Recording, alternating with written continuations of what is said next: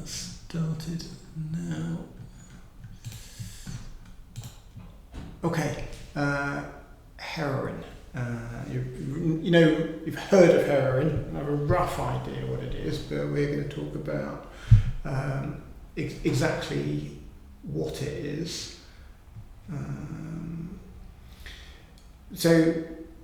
Where does heroin come from? Good answer. Yeah. So did you know that? Yeah. Okay. So really, the idea of this lecture is to tell you what actually heroin is, because unless you know what it is, it's then difficult to progress to how do you treat a heroin addiction. Yeah. So I found this a lot with students and trainees who don't actually know what the drugs are. So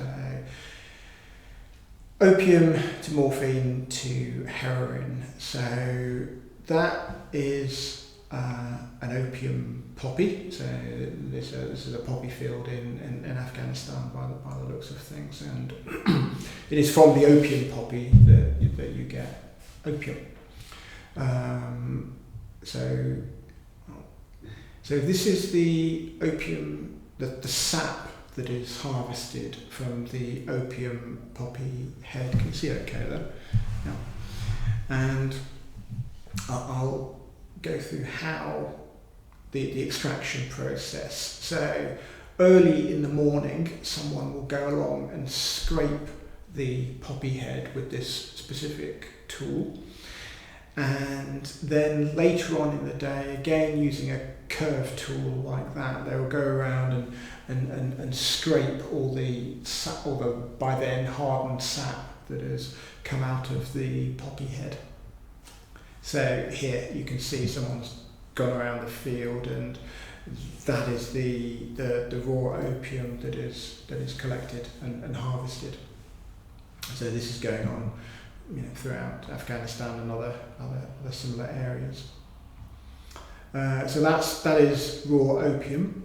So opium contains about over 100 opioid alkaloids.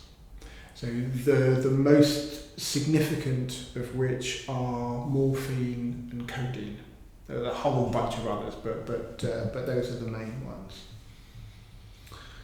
Okay, so from the crude opium, morphine will be extracted, and this will happen local to the fields, or certainly within easy reach of the fields. There's a process there involving calcium oxide. So other steps in the process of converting opium to heroin, so the addition of other chemicals. And there are a few steps here. I haven't included all the steps, but the end product is the brownish coloured crude heroin. Okay, so looking at things from a slightly different angle, it was only in 1803 that morphine was isolated from opium. I mean, opium had been used and smoked for centuries before that. But this is the chemist who first isolated it.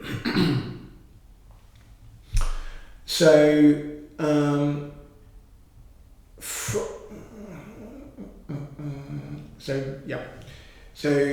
the slides are slightly out of order there. So this chap, C.R. Adler Wright, was a chemist in St Mary's, and what he liked to do was acetylate things. He just lived for this. He just liked putting acetyl molecules onto things.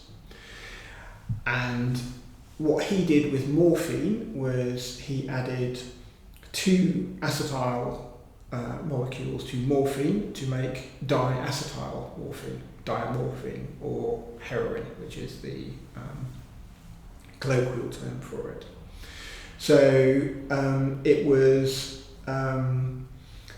Bayer, the German pharmaceutical company, that took a real interest in this, and they realised that this acetylated form of morphine was far more potent, far more stronger acting, and it was, I think it was their chief executive or who coined the name for this new drug, heroin, or from the German heroisch, meaning heroic or very strong. So that's where the term heroin comes from.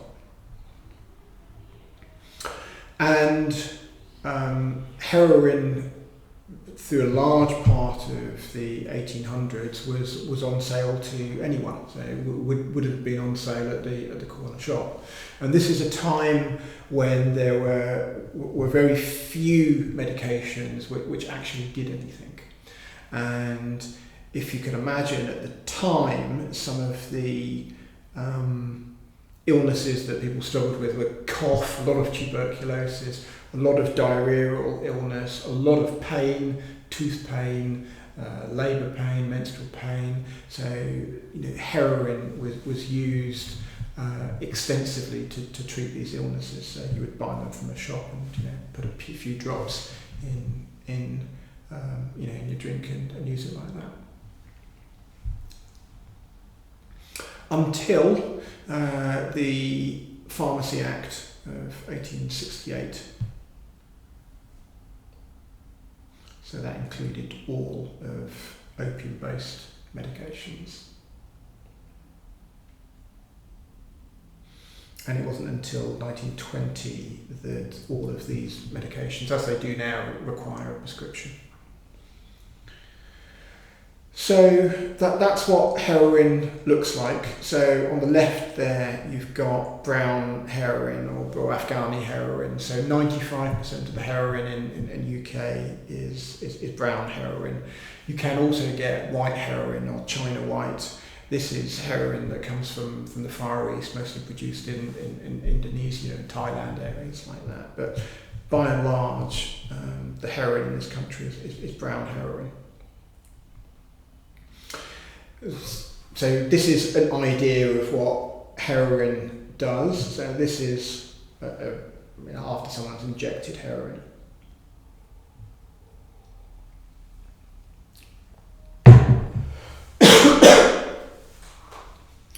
So dissipation of pain, tension, anxiety. So you can understand that if you have pain, tension and anxiety, then you're likely to appreciate the effects of heroin a lot more. They did a study with, I think it was either medical students or junior doctors, where they gave 100 of them morphine, and over 50% just found it really unpleasant. So it's not as if these are intrinsically pleasurable drugs. It depends on the person. Just some term you heard about being gouching or gouging out. This is a term used to describe the heavily sedated heroin user, or on the nod. I don't know if you've ever seen beggars on the streets who are just falling asleep all the time. That's they've obviously just used and they can barely stay awake. So on the nod.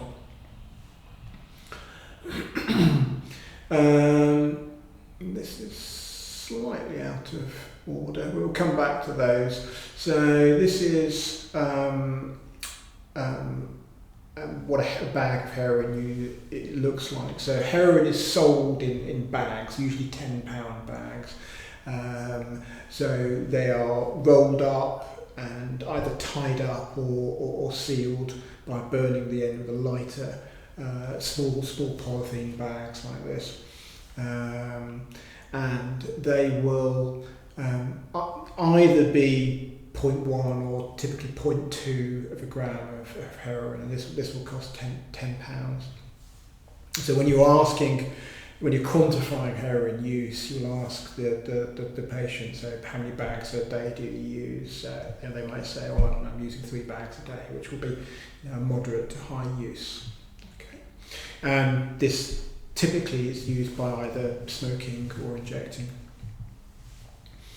So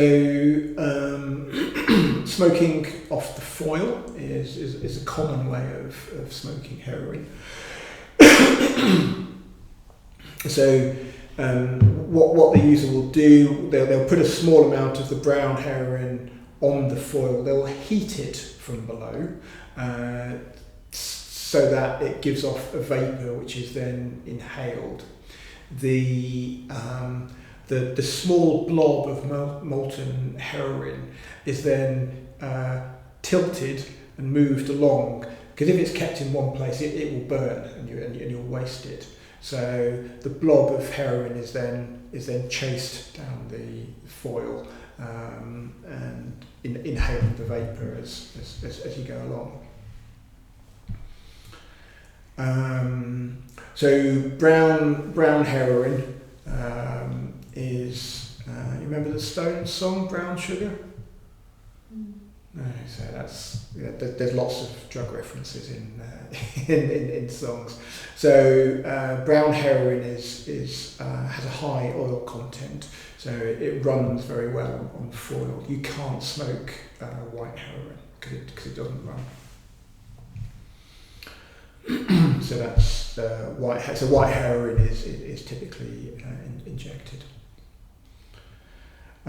So this is what's called a user's works, so what they will need in order to prepare heroin for injection.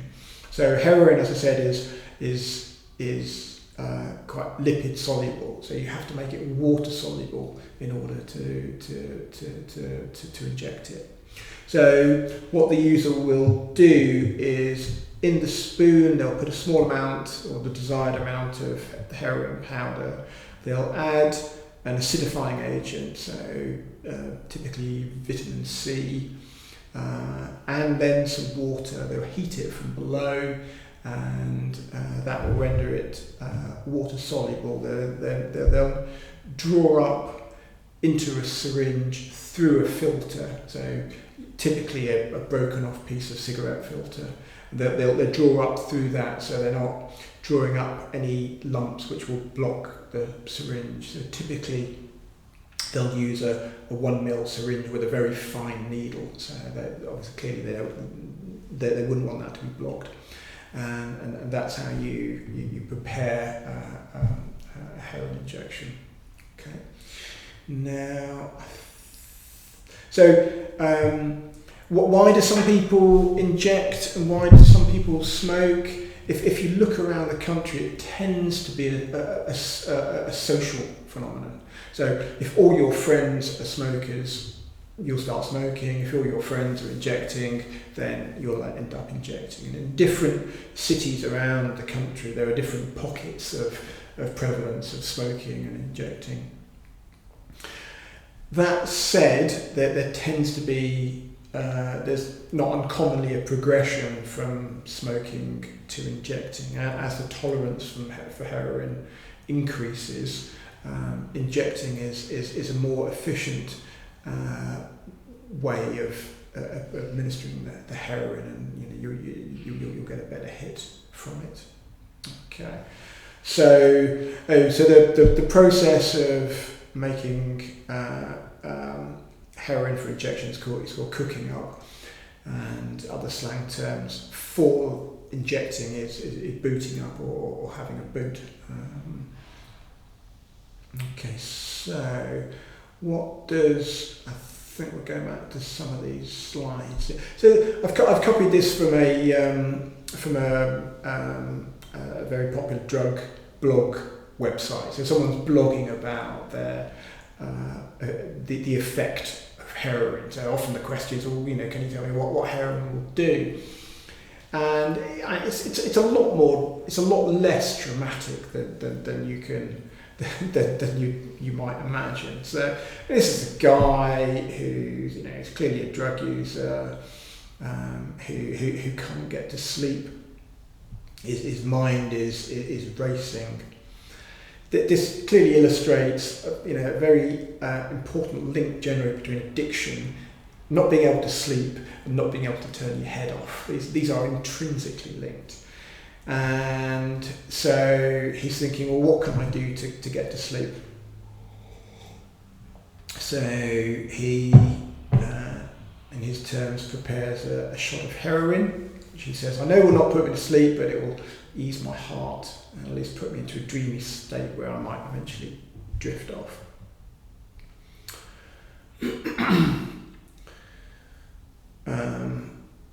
The needle goes in, let out a comfortable sigh as everything in the world warps to perfect peace.